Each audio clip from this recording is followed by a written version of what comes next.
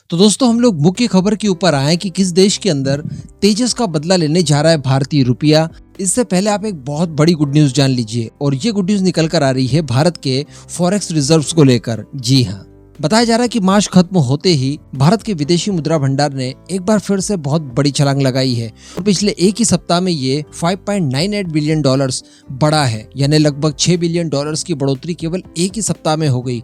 और इसी के साथ साथ भारत के फॉरेक्स रिजर्व्स ने पिछले 8 महीनों का रिकॉर्ड भी तोड़ दिया है। जी हाँ, और इस समय 8 महीनों के सबसे शीर्ष पर जाकर पहुंच गया है। यानी इस समय भारत का विदेशी मुद्रा भंडार जो टोटल है वो है बिलियंस में 578.78 बिलियन। जी हाँ, और ये भारत के लिए किसी वरदान से कम बिल्कुल भी नहीं है, क्योंकि वर्ल्ड क्राइसिस के दौरान जिस हिसाब से भारत का विदेशी मुद्रा भंडार लगभग सभी सप्ताह बढ़ते जा रहा है, ये अपने आप में बहुत ही स्वर्णिम समय माना जाएगा। और इसी के साथ साथ एक और खुशखबरी दे दूं, हम लोग हर बार विदेशी मुद्रा भंडार वाली वीडियो में आपको ये बताते हैं कि पाकिस्तान का विदेशी मुद्रा भंडार भी लगातार बढ़ते जा रहा है, थोड़ा थोड़ा ही सही लेकिन बढ़ते जा रहा है, लेकिन इस बार उसमें गिरावट आई है और ये भारत के लिए किसी गुड न्यूज से कम बिल्कुल नहीं हो सकता।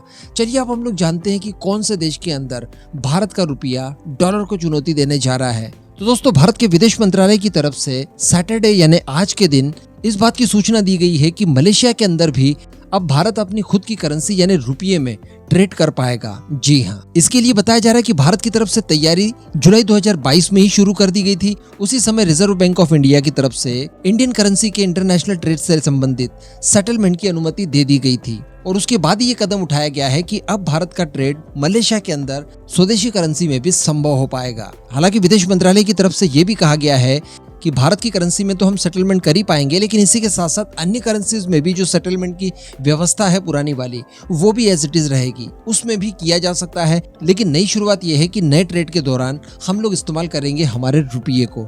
अब कुछ लोग ये सोच रहे होंगे कि यार मलेशिया कोई इतना बड़ा देश थोड़ी ना है, कोई इतना ज्यादा रिच कंट्री थोड़ी ना है जहां पर हम लोग हमारे रुपये का इस्तेमाल करके बहुत फायदा ले सकते हैं या डॉलर को बहुत नुकसान पहुंचा सकते हैं। तो यहाँ पर मैं आपको बता दूं कि मलेशिया दुनिया का सबसे बड़ा पॉम ऑयल का एक्सपोर्टर है, दुनिया में सबसे बड़ा।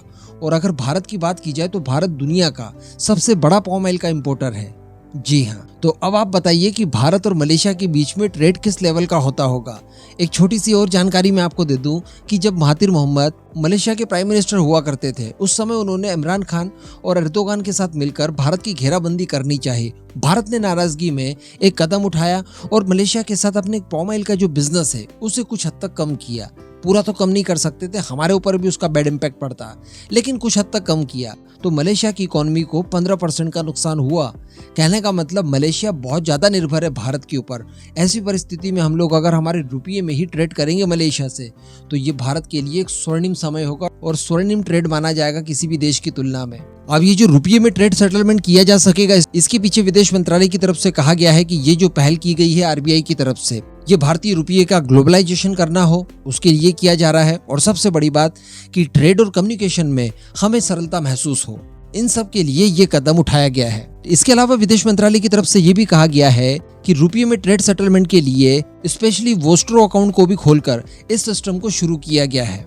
दरअसल ये बताया जा रहा है कि कुआलालंपुर स्थित इंटरनेशनल बैंक ऑफ मलेशिया ने भारत में अपने संबंधित बैंक, जिसका नाम है यानी यूनियन बैंक ऑफ इंडिया, उसके माध्यम से रुपये के लिए एक वोस्ट्रो अकाउंट खोलकर इस सिस्टम की शुरुआत की है। क्योंकि आप जानते ही होंगे कि डोमेस्टिक करेंसी में ट्रेड करने के लिए वोस्ट्रो अकाउंट का ही इस्तेमाल किया जाता है। और आपको ये जानकर और ज्यादा खुशी होगी कि इस तरह से भारतीय रुपये में ट्रेड करने के लिए मलेशिया एक लौता देश नहीं है, बल्कि मलेशिया से पहले भारत ने 35 और बड़े बड़े देशों को इस बात के लिए राजी कर लिया है कि लोकल करेंसी में ट्रेड किया जाएगा। अब अगर अभी की बात करें तो भारत अपना इंपोर्ट हो या फिर एक्सपोर्ट हो, दोनों के लिए डॉलर के ऊपर कुछ ज्यादा ही निर्भर करता है। डॉलर के अलावा भी कई और करेंसीज का इस्तेमाल कर रहे हैं, जैसे रशिया में इस समय तेल खरीदने के लिए हम लोग यूएई का दिरहम इस्तेमाल कर रहे हैं। इसके अलावा भारत बड़े पैमाने पर यूरोपियन करेंसी यानी यूरोस का भी इस्तेमाल होता है। तो इन फ्यूचर इन सारी चीजों को लेकर भारत काफी बड़े प्रॉब्लम में फंस सकता है। यही कारण है कि अब लोकल करेंसी में भारत ने व्यवसाय करना शुरू कर दिया है और भारत के व्यापारियों को भी इसके लिए प्रोत्साहित करने के लिए गवर्नमेंट की तरफ से कई सारी स्कीम्स चलाई जा रही है,